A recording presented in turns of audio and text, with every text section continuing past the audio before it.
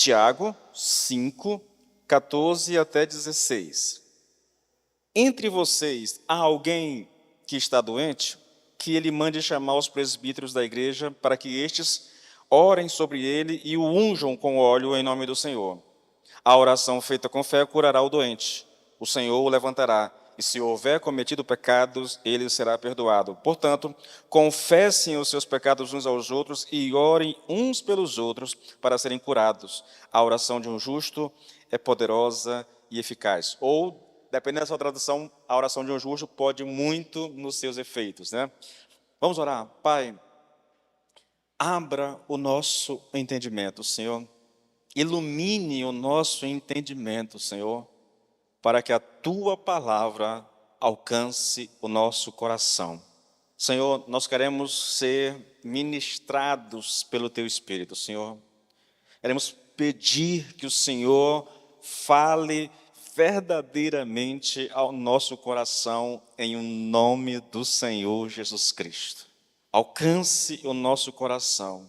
Faça com que a palavra chegue no poder do Espírito Santo ao nosso coração, Senhor, de maneira que essa palavra, Senhor, possa produzir fruto para a glória do Teu nome. Amém e amém. Amém, queridos. Nós estamos tratando desse tema sobre oração, a relação disso da oração com a cura, e no caso aqui o pecado. Eu não vou recapitular hoje porque o tempo já não está dando mais, mas se você tiver alguma dúvida, você volta na ministração da semana passada, que eu julgo muito esclarecedora. Hoje eu vou dar apenas sequência. Tiago diz, no 14 ele diz, olha, há entre vocês alguém doente? Então que ele mande chamar os presbíteros da igreja para que estes orem sobre ele e o unjam com óleo em nome de Jesus. Ministrei isso aqui, esclareci isso aqui, entrei em contexto histórico, religioso e tudo, não vou fazer isso aqui. Agora, versículo 15, a oração da fé salvará o enfermo e o Senhor o levantará. Eu comecei a ministrar isso aqui, mas eu não parei, então eu vou pegar daqui por diante, tá bom, queridos? O que significa essa oração da fé? Para mim, a parte mais importante desse texto é você entender isso aqui, tá bom? E eu preciso gastar um tempo explicando para que você entenda o significado de oração da fé. Assim, querido, esse é um texto extremamente controverso. Todo ele é controverso, entendeu?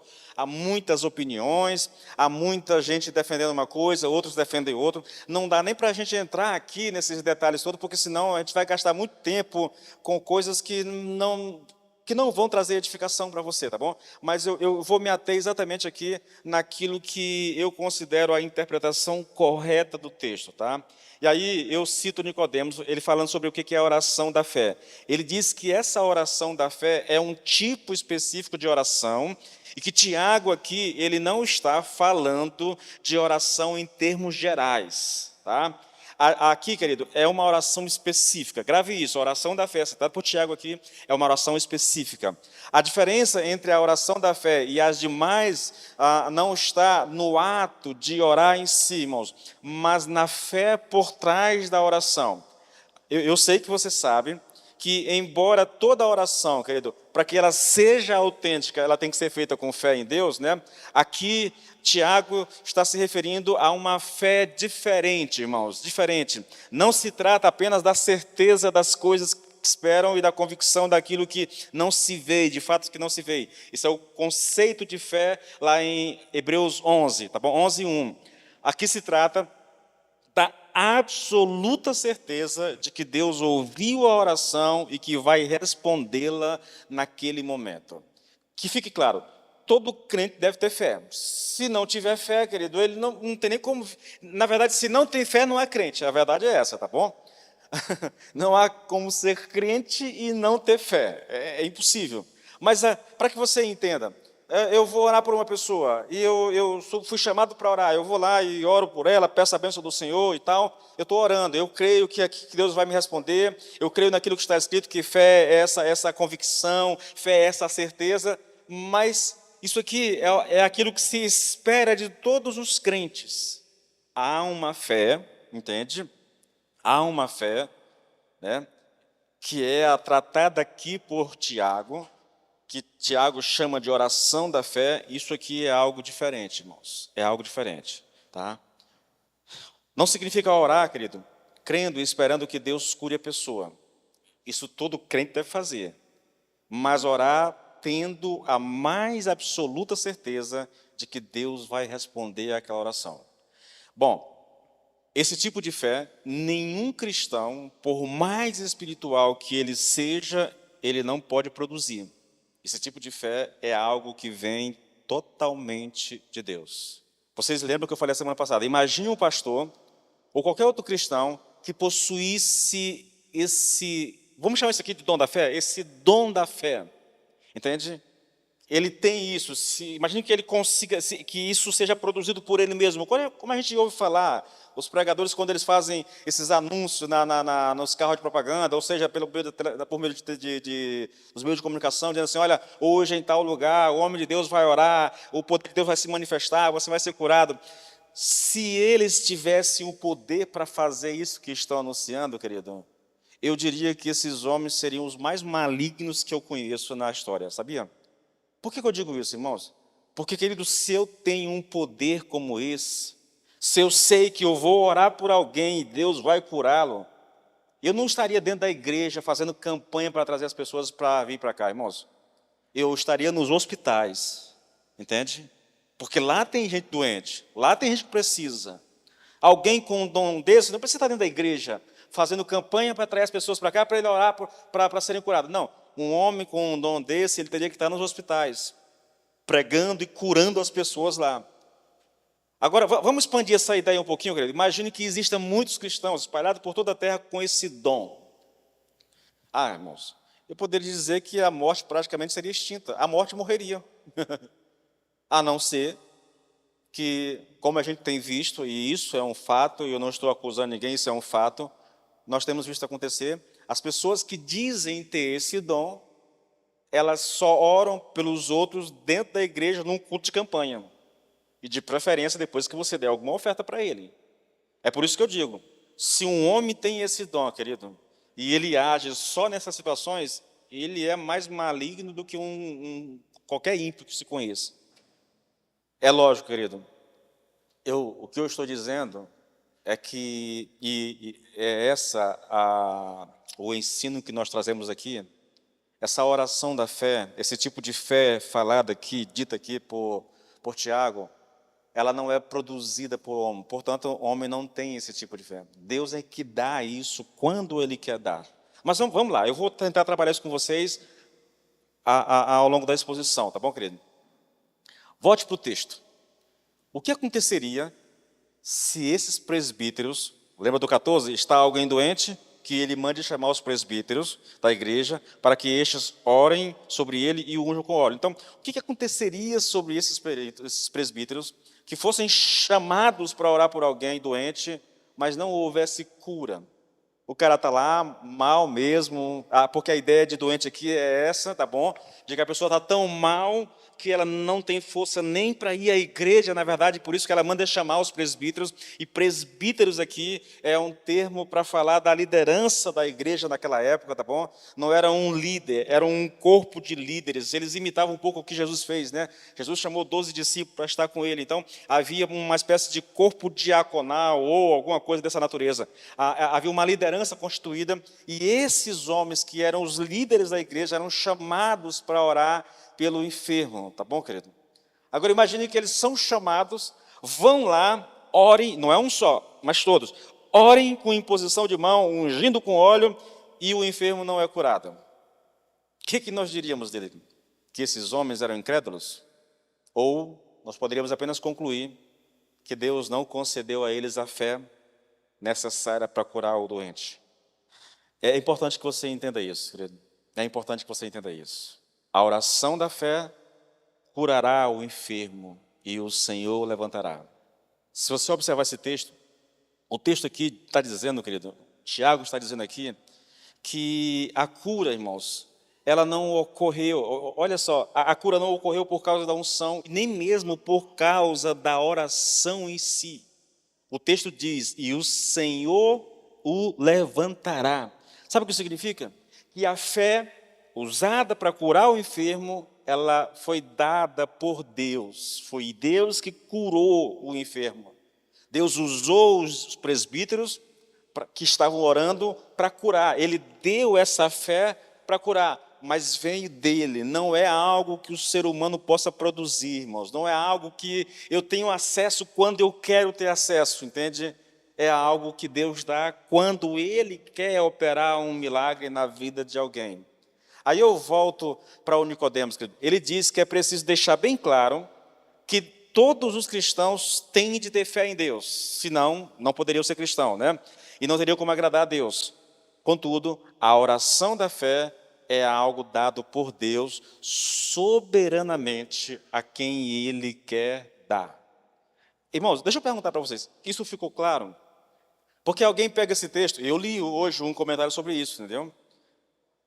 O cara chega ao absurdo, eu vou falar mais tarde sobre isso, o cara chega ao absurdo e diz assim, olha, se você não fizer isso aqui, você é um incrédulo, e se você não fizer isso aqui, você está dizendo, está tornando irrelevante a orientação que Tiago está dando.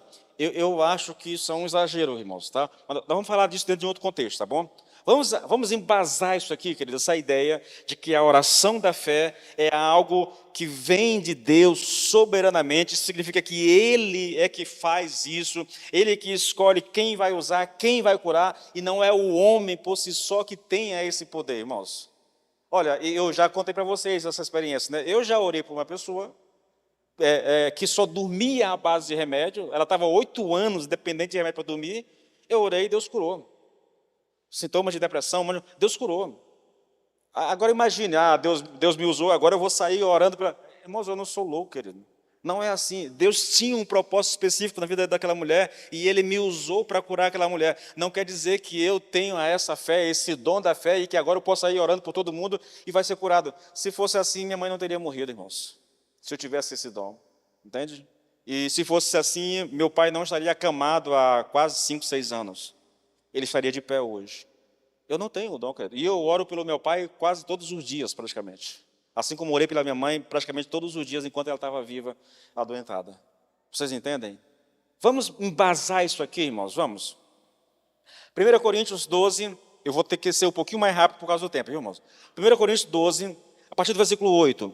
Porque a um é dada mediante o Espírito a palavra da sabedoria, a outro, segundo o mesmo Espírito, a palavra do conhecimento. A um é dada no mesmo Espírito a fé, a outro no mesmo Espírito dons de curar, a outro operações de milagres, a outro profecia, a outro discernimento de espíritos, a um é dada variedade de línguas e a outro capacidade de interpretá-las. Agora escute isso aqui, versículo 11, 1 Coríntios 12, 11. Mas um só e o mesmo Espírito realiza todas essas coisas, distribuindo-as a cada um individualmente conforme Ele quer. Você entende isso aqui, irmãos? Tudo isso aqui pode acontecer. Veja, eu vou deixa eu adiantar o pensamento. São duas coisas, né? Eu estou pensando seriamente em fazer uma exposição de 1 Coríntios, tá? Então faz dias, esse negócio não me sai da cabeça, eu estou achando que eu vou fazer uma exposição de 1 Coríntios quando eu terminar o livro de Tiago. Mas a segunda coisa aqui, querido, o que eu quero que vocês entendam aqui, é que eu entendo, pelas Escrituras, que não há hoje um dom de curar como se tinha aqui no Novo Testamento. Não é que Deus não cure, Ele cura, Ele opera, entendeu? Mas não há uma pessoa com tal dom. Você vê, por exemplo, Pedro, João, por onde eles iam, irmãos? Eles nem oravam pelas pessoas, as pessoas eram curadas. A sombra deles, as pessoas colocavam os doentes ali, na beira do caminho aqui, e por onde ele ia, quando a sombra batia sobre a pessoa era curada. Eles tinham o dom, entendeu? Hoje, eu não creio que isso exista hoje. Eu creio que Deus possa usar como Ele me usou para curar uma pessoa. E outras que eu já experimentei muito nessa área, mas não que eu tenha o dom, irmãos, não que eu tenha o dom. Escute, um só e o mesmo Espírito realiza todas essas coisas. É obra do Espírito Santo e Ele distribui a cada um individualmente conforme Ele quer. É curioso aqui, querido, como Paulo coloca na mesma linha o dom da fé e o dom de curar. Entretanto, querido, eu chamo a sua atenção para algo que é muito, muito mais importante. Irmãos, eu queria que isso ficasse gravado no seu coração. O Espírito distribui isso conforme Ele quer. Não é de acordo com a vontade do homem de Deus, não é de acordo com a minha vontade, é conforme Ele quer. Que isso fique bem claro, querido. Imagine aqui, irmãos, imagine que eu estou pregando isso aqui e alguém chega assim, pastor, os dons não são irrevogáveis. O que é isso? Isso significa que uma vez que Deus deu o dom a alguém, Ele não tira mais dessa pessoa tal dom. Aí, querido, se alguém me perguntasse, eu devolveria na mesma moeda. Você conhece alguém que tenha o dom da fé ou da cura? Conhece alguém que toda vez que ele pede alguma coisa a Deus, Deus lhe conceda tal pedido? Eu vou ser franco, irmãos, eu não conheço ninguém assim. Nos meus mais de 25 anos caminhando com o Senhor, servindo ao Senhor, eu nunca vi nada parecido com isso.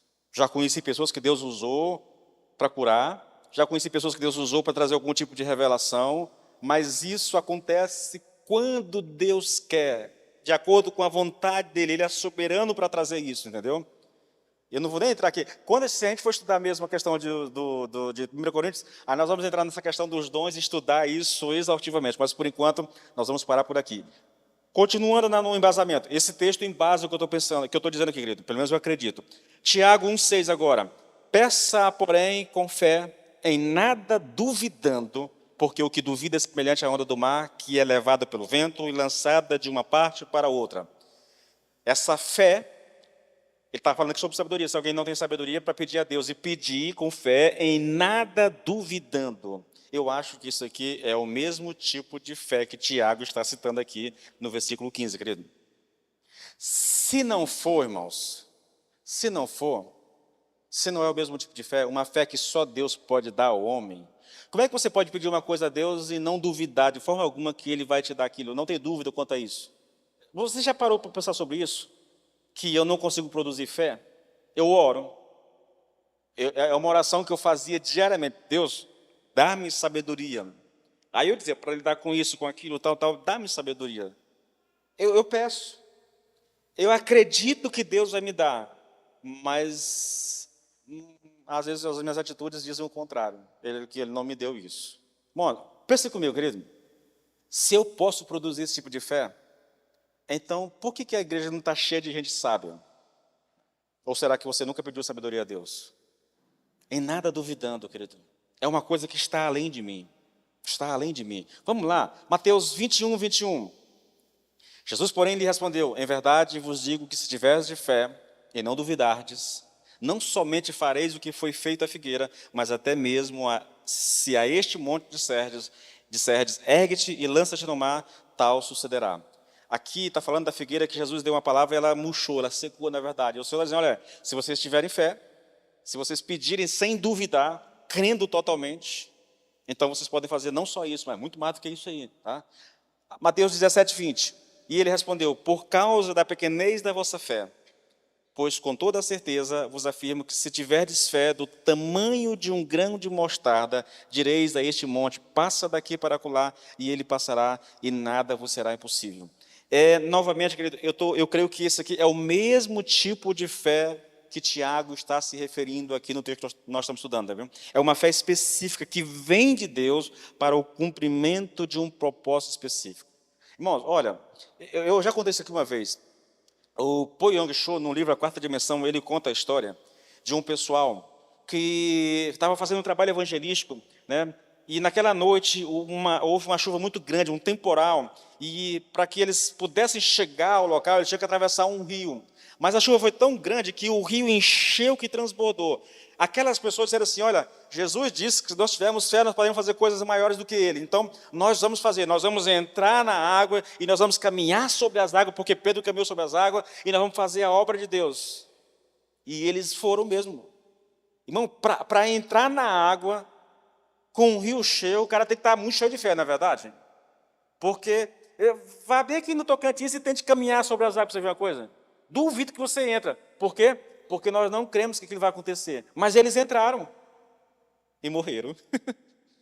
Morreram, irmão. Deus não era a vontade de Deus aquilo, entendeu? Aquela fé era uma fé humana. Está escrito, eu vou fazer. vai dar certo também. Irmãos, a gente tem que ter muito cuidado com isso, querido. Eu não estou incentivando alguém a duvidar de Deus, querido, mas você tem que ter cuidado, irmãos. Não é porque está escrito e aconteceu com alguém que vai acontecer com você. Nós temos que ter cuidado com isso, irmãos. Temos que ter cuidado com isso. Olha, querido, deixa eu perguntar para vocês. Quantas orações de vocês já ficaram sem uma resposta de Deus? Aí eu pergunto mais uma vez, isso aconteceu porque vocês são incrédulos ou porque pediram sem fé? Que dá no mesmo. Quando eu penso o seguinte, irmãos, quando a gente vai para diante de Deus, pedir alguma coisa, é porque nós temos fé. É porque nós acreditamos que Deus possa fazer. Nós lemos a palavra, nós sabemos do poder de Deus, a gente viu, a gente testemunhou, talvez tenha presenciado a cura de alguém. Então nós cremos que Deus vai fazer. Mas isso não quer dizer que Deus vai fazer, irmãos. Porque essa fé que cura, é uma fé que, essa fé aqui da qual o Nicodemos está falando, que o Tiago está falando aqui, é uma fé, querido, que Deus gera no coração das pessoas, e Ele dá certeza àquelas pessoas, dá convicção àquelas pessoas, vai lá, porque você vai orar, e ela vai ser curada. Então as pessoas já vão sabendo do que vai acontecer, porque Deus já se antecipou e trouxe essa convicção ao coração. Se Deus não der isso, querido, a gente tem que orar, é verdade, querido, mas não pode, irmãos, achar que porque eu estou cheio de fé, eu vou orar e vai acontecer. Essa fé você não pode produzir, irmãos. Eu queria que isso ficasse claro para nós, irmãos. Nós não podemos produzir esse tipo de fé, querido. Nós não podemos produzir esse tipo de fé, querido. Esse é um assunto, irmãos, controverso demais. Repito, eu li um texto hoje, um comentário bíblico, onde o autor defende com unhas e dentes que nós não devemos ir ao médico. Se você tem alguém doente, querido, e vai ao médico e não ora por ele, é porque você é um incrédulo. Eu acho isso, querido, assim, um absurdo. Só por algumas coisas, mas o principal motivo para achar isso absurdo é que essas pessoas, elas pegam um versículo e elas querem transformar esse versículo numa doutrina, irmãos. E isso é uma das coisas mais perigosas que existe na Bíblia. É você pegar um versículo isolado e tratar ele como se aquilo fosse uma doutrina estabelecida na Bíblia, entendeu? Porque quando nós pensamos em oração, irmãos, e eu estou falando aqui só de oração por enfermo, esqueça qualquer outra coisa. Quando nós pensamos só na oração pelo enfermo, nós temos uma abordagem muito complexa, que eu vou te dar alguns exemplos agora, tá bom? Porque até aqui, irmãos, até aqui, nós falamos da fé de quem ora. Porque, é lógico, nós estamos estudando o texto de Tiago. E Tiago está falando disso. Ou pelo menos se subentende que ele está falando sobre isso. Mas até nisso eu tenho algumas dúvidas, porque Tiago era irmão de Jesus, entendeu? Andou com os apóstolos. Tudo bem que no começo da vida ele era de certa forma um incrédulo, mas depois ele se converteu verdadeiramente e ele era um dos líderes da igreja em Jerusalém. Então era alguém muito importante, um homem de muita oração, já disse a vocês. Então eu creio que ele conhece todo o ensino a respeito da oração na Bíblia. Então vamos lá, até aqui nós tratamos da oração pela perspectiva de quem ora. Mas o que dizer, querido, quando a fé para a cura é atribuída a quem recebe a oração? Você percebe? Nós temos uma outra abordagem aqui completamente diferente. Mateus 9, 22. Voltando-se Jesus, a viu e disse: filha, ânimo, filha, a sua fé a curou. E desde aquele instante a mulher ficou curada. Nós estamos falando aqui da mulher do fluxo de sangue. Vocês conhecem a história? 12 anos sangrando, entendeu? Já tinha ido aos médicos, os médicos não resolveram o problema dela. Já tinha tentado de tudo e nada dava certo. Aí ela ouviu falar de Jesus. Provavelmente ela se cobriu de alguma forma que as pessoas não a reconhecessem. E ela chegou até Jesus praticamente rastejando, a ponto de ela tocar na orla da roupa do vestido de Cristo. Quando ela tocou na orla do vestido de Jesus, ela foi curada. Jesus não orou por ela. Jesus não disse nada por aquela mulher. Quando ela tocou na orla de Jesus, do vestido de Jesus, ela foi curada. O sangramento estancou. A fé não foi a fé de Jesus que curou ela. Foi a fé daquela mulher. E ela nem precisou de uma oração para ter fé. Ela simplesmente tocou na orla do vestido e foi curada. Você consegue perceber, irmãos, como que isso é complexo, na verdade? Ah, o pastor orou e o irmão não foi curado. Esse pastor é muito incrédulo. Eu poderia dizer, o que recebeu a oração talvez seja mais incrédulo do que ele, porque também não foi curado. Mateus 29, 20, eu li o 22, agora eu vou ler o 28. Entrando ele em casa, os cegos se aproximaram e ele lhes perguntou: vocês creem que eu sou capaz de fazer isso? Eles eram cegos, pediram para Jesus curá-lo. Agora o Senhor está perguntando: vocês creem realmente que eu posso curar vocês? E eles responderam: sim, Senhor. E ele, tocando nos olhos deles, disse: que lhes seja feito segundo a fé que vocês têm. E eles foram curados. Nesse aspecto, novamente, a fé não partiu de quem orou. A fé partiu de quem recebeu a oração. Vocês creem? Nós cremos, Senhor. Então, que lhes seja feito segundo a fé que vocês têm. E os olhos foram abertos. Então, observe, querido. Observe. Nós podemos falar de fé da perspectiva de quem está orando. Nós podemos falar de fé da perspectiva de quem recebe a oração, mas tem mais um detalhe nesse negócio aqui ainda que precisa ser compreendido. Porque também nós podemos falar da fé daquele, e isso aqui é mais interessante, irmãos, a Bíblia é um negócio, por isso que a gente não pode, querido, pegar um versículo como esse e fazer dele uma doutrina, porque você ignora tudo mais a respeito da cura pela fé. Porque eu posso falar da fé da perspectiva de quem ora, da perspectiva de quem recebe a oração, mas eu posso falar da fé por uma perspectiva que não é nem daquele que ora, nem daquele que recebe a oração. Pastor, o que você está dizendo? Sim, irmãos, a Bíblia nos ensina isso. Quer ver o texto? Marcos 2:5. Olha só, vamos para o contexto. Jesus está numa casa abarrotada de gente, de líderes, de gente por tudo quanto é canto. 4 amigos trazem um doente. Como eles não conseguem entrar pela porta, porque tem muita gente, eles sobem no telhado, abrem uma brecha em cima do telhado e baixa o doente aos pés de Jesus, numa rede, amarrado com as cordas, baixa lá. Agora, olha o texto, Marcos 2:5. Vendo a fé que eles tinham, Jesus disse ao paralítico: filho, os seus pecados estão perdoados. Depois ele vai curar esse rapaz aqui. Mas olha só, a fé que curou aquele rapaz não foi a fé de Jesus, não foi a fé do doente, foi a fé dos amigos lá em cima, no telhado, irmãos. Você consegue entender isso? Como que isso é complexo, na verdade, querido? Como que a gente é muito pronto para julgar as pessoas? Mas tem mais ainda, irmãos. Olha, Mateus 8:13. Então Jesus disse ao centurião: vá. Como você creu, assim lhe acontecerá. Na mesma hora, o servo do centurião foi curado. O texto está dizendo que o centurião tinha um servo, um empregado, que estava acamado em casa. Ele, ouvindo de Jesus, foi até Jesus, pedir para Jesus curar o empregado dele.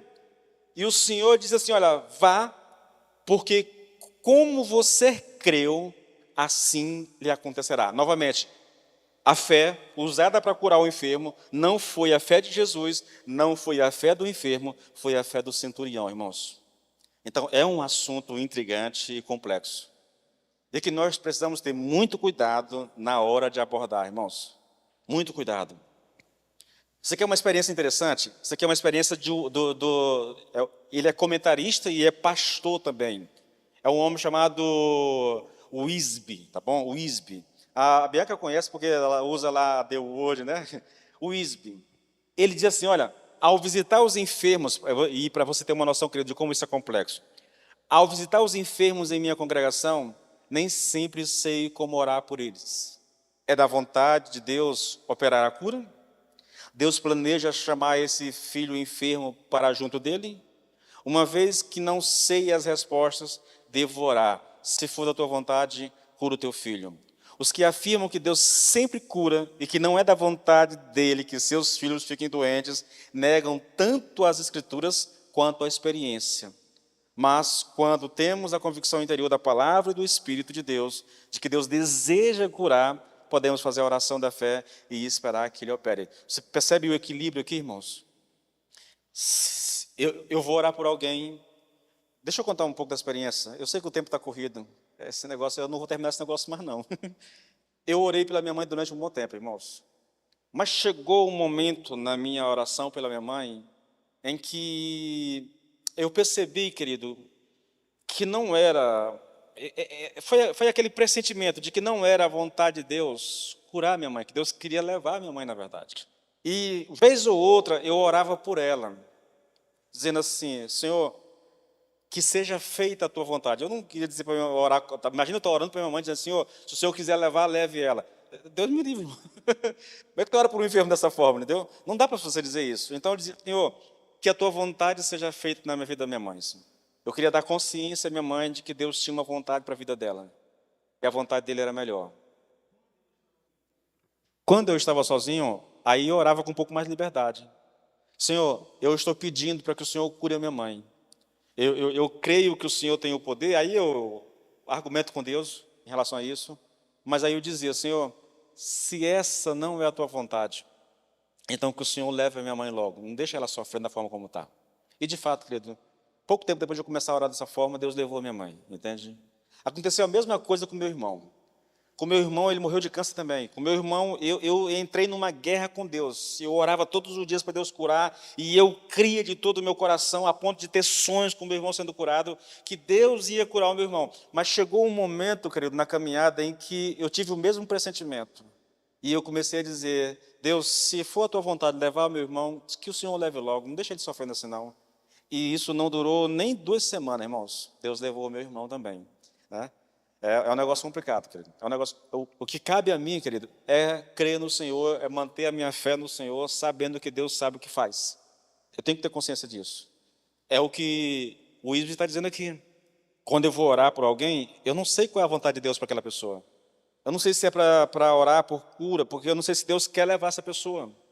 Dependendo da situação e tudo, entendeu? Agora, veja que ele diz assim: olha, mas se Deus me der essa convicção interior, por meio da palavra ou por meio do Espírito na minha vida, de que Ele vai curar, aí eu posso me achegar com ousadia, com intrepidez, e aí sim, aí eu vou orar pela cura, entendeu? Mas se Ele não me der isso, eu fico meio que... A oração é essa mesmo, irmão: Senhor, se for a Tua vontade. É engraçado, querido, que há muitos pastores que dizem assim: olha, essa oração é a oração de um incrédulo. Se for a Tua vontade, ninguém ora dessa forma. Aí eu me lembro de Jesus na mesma hora, lá no jardim de Getsemane, né? Pai, passa de mim esse cálice, contudo, que não seja feita a minha vontade, mas a tua. Aí eu pergunto, né? Jesus foi incrédulo? E se houver cometido pecados, estes lhes serão perdoados. É o finalzinho do versículo 15, irmãos. Qual a ligação entre o perdão de pecados e a cura de uma enfermidade na vida de um cristão? Novamente, querido, a gente vai para um pouco de contexto. Vocês sabem, Tiago era um judeu que viveu no primeiro século da era cristã, e que a realidade dele não tinha nada a ver com a nossa realidade. O contexto histórico, cultural, religioso dele era diferente. Então eu trago uma citação desse contexto, tá bom? No pensamento judeu, estava profundamente arraigado a convicção de que onde havia enfermidade e sofrimento, também devia ter pecado. Não há morte sem culpa, e não há sofrimento sem pecado. Isso era uma frase na boca dos rabinos. Os rabinos eram os pastores, os mestres daquela época, tá bom? Esses rabinos criam e ensinavam que antes que os homens pudessem ser curados de sua enfermidade, seus pecados tinham que ser perdoados por Deus. Isso era comum entre os judeus. Era assim que eles criam. Só para você, lembra lá de Jó? Alguém já parou para observar o livro de Jó? A primeira reação dos amigos de Jó, quando chegam e que veem a realidade de Jó, é o quê? 7 dias de silêncio absoluto. Eles estão tão estarrecidos com a situação de Jó, que eles não conseguem dizer nada para Jó. Mas foi só Jó dizer que aquilo não era culpa dele, e aí os amigos se transformaram. Incrível, irmão. O texto é simplesmente fantástico, né? Foi só Jó abrir a boca e dizer: olha, não é culpa minha, eu estou sofrendo, mas isso não é culpa minha. E aí, querido, os amigos de Jó entram com a sua teologia: se está sofrendo, é castigo de Deus. Isso era comum entre os judeus, irmãos. Agora, essa não é uma ideia apenas dos judeus, irmãos. Matthew Henry, ele fala também, ele comentando sobre esse texto, ele diz assim, olha, onde a doença foi enviada como castigo por algum pecado específico, esse pecado será perdoado, e como sinal disso, a doença será removida. Na verdade, irmãos, assim como o Matthew Henry aqui, o Isby, o próprio Hernando Dias Lopes, até mesmo o próprio Nicodemos, eles acreditam que o caso citado aqui por Tiago era isso, que a enfermidade era consequência de algum pecado, entendeu? De algum pecado. E aqui, irmãos, a gente faz logo aqui alguns esclarecimentos, porque eu lembro que quando eu estava com tuberculose, né, algumas pessoas começaram a dizer para minha esposa que talvez eu estivesse passando por aquilo por causa de algum pecado escondido na minha vida. E eu lá para morrer, irmão, e as pessoas me julgando, entendeu?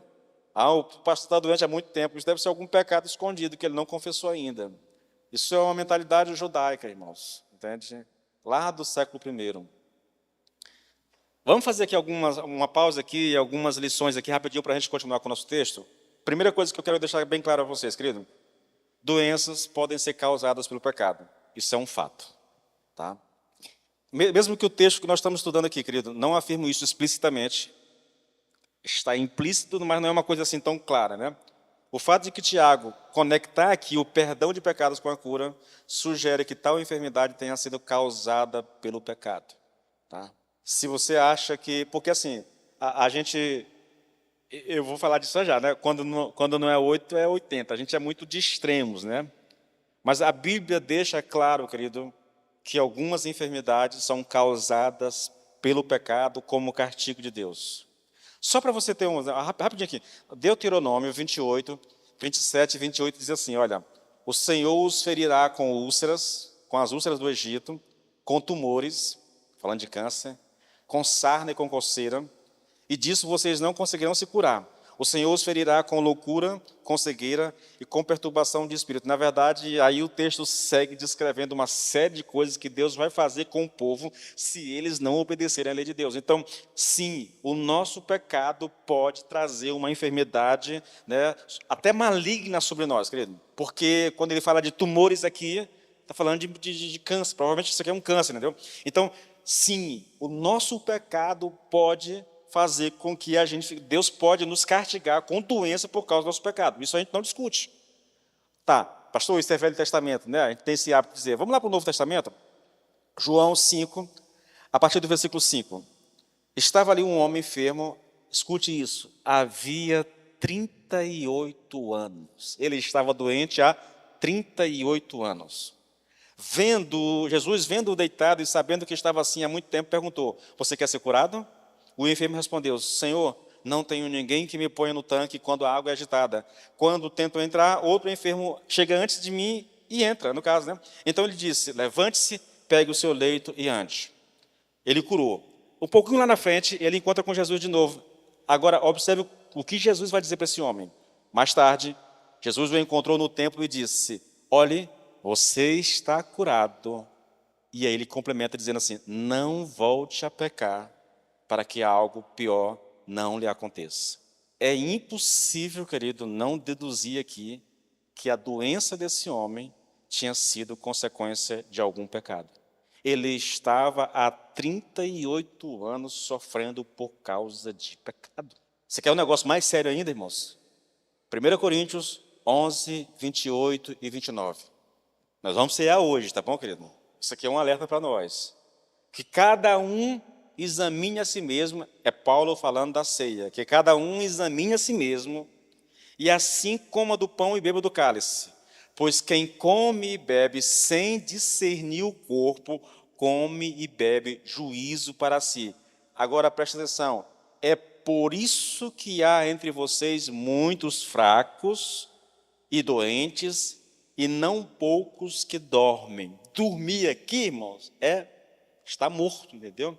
Então ele está dizendo o seguinte, olha, porque alguns comem e bebem sem discernir o corpo, sem se preocupar com o que estão fazendo, alguns estão fracos, outros estão doentes, e tem muitos que já morreram por causa disso, dessa prática. É um negócio complicado, irmãos, isso aqui, tá? Sim, o nosso pecado pode até mesmo causar a nossa morte. É isso que Paulo está ensinando aqui. Agora tá, vamos lá. É a segunda lição aqui. Mesmo que algumas doenças sejam causadas por um juízo de Deus, isso não significa que toda enfermidade seja juízo de Deus, irmãos. Tá? É aqui que eu falo, o ser humano ele gosta de extremos. Né? Ah, como nós somos seres humanos, não é diferente com a gente, entendeu? Quando não é 8, é 80. Já que Deus pode castigar com a enfermidade, então a gente deduz que toda enfermidade é castigo de Deus. Mas isso não é verdade, irmãos. E é fácil provar isso na Bíblia. Volte lá para Jó mais uma vez. Eu não vou ler o texto por causa do tempo, tá?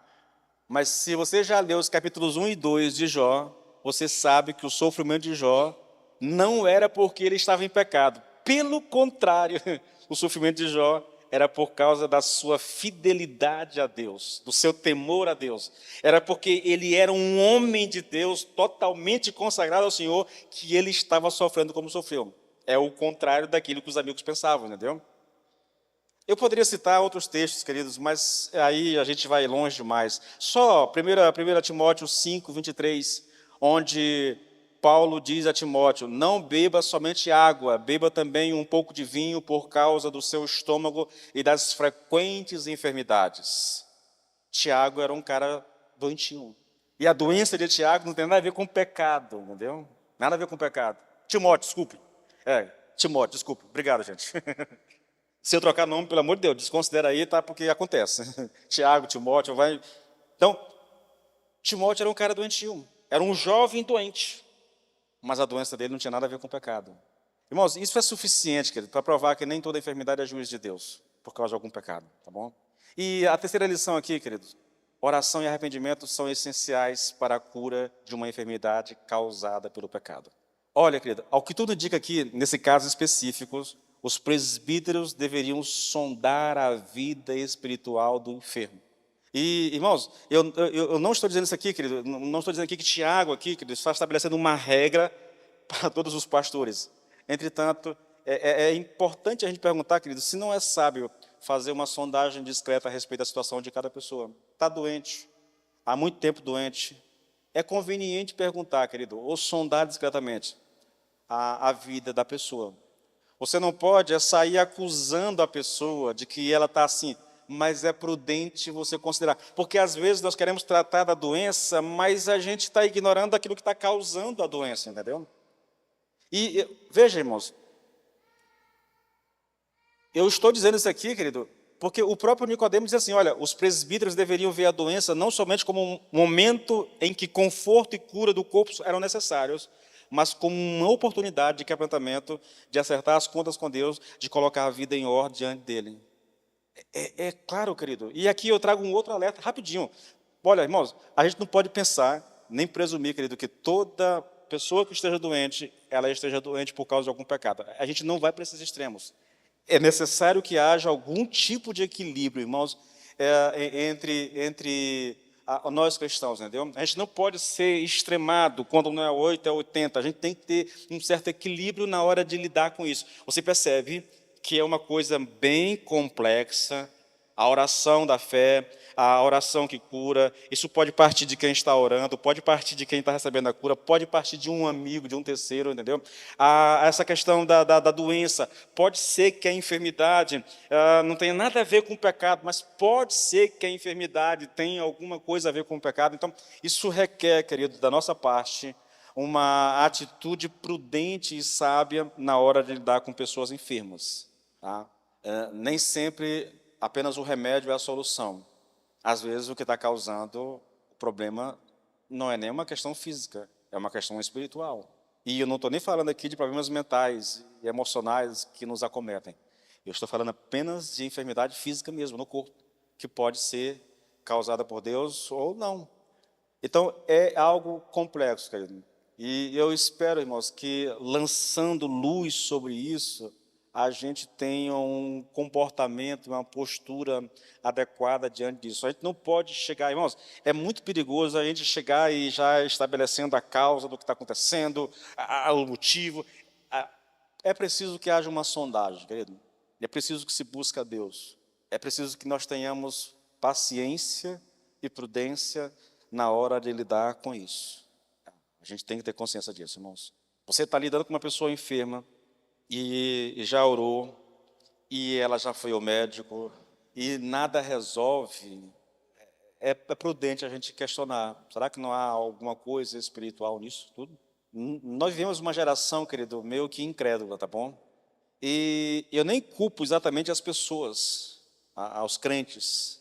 Às vezes isso é culpa do púlpito, é uma forma de falar do pastor. Por quê? Porque nós temos dificuldade de ensinar isso às pessoas. Eu disse no vídeo que eu gravei ontem, que vai ser publicado, eu acho que amanhã, as pessoas não querem falar da ira de Deus, as pessoas não querem falar de inferno, as pessoas só querem falar do amor de Deus, daquilo que é agradável às pessoas. E com isso elas estão omitindo às pessoas algo que seria fundamental para a sua libertação e talvez para a sua cura, porque ela quer ser alguém agradável. Irmãos, um dos maiores perigos que a gente corre por estar aqui no púlpito é querer agradar as pessoas. Eu tenho que tomar a decisão, irmãos, de ser fiel a Deus, custe o que custar. Mesmo que isso me custe do ministério. Mas quando eu assumo o ministério, eu tenho que ter consciência de que eu tenho que ser fiel às Escrituras. E não me importa muito o que as pessoas vão pensar de mim. Não é fácil, querido, não é fácil. É um preço muito alto que a gente paga por viver dessa forma.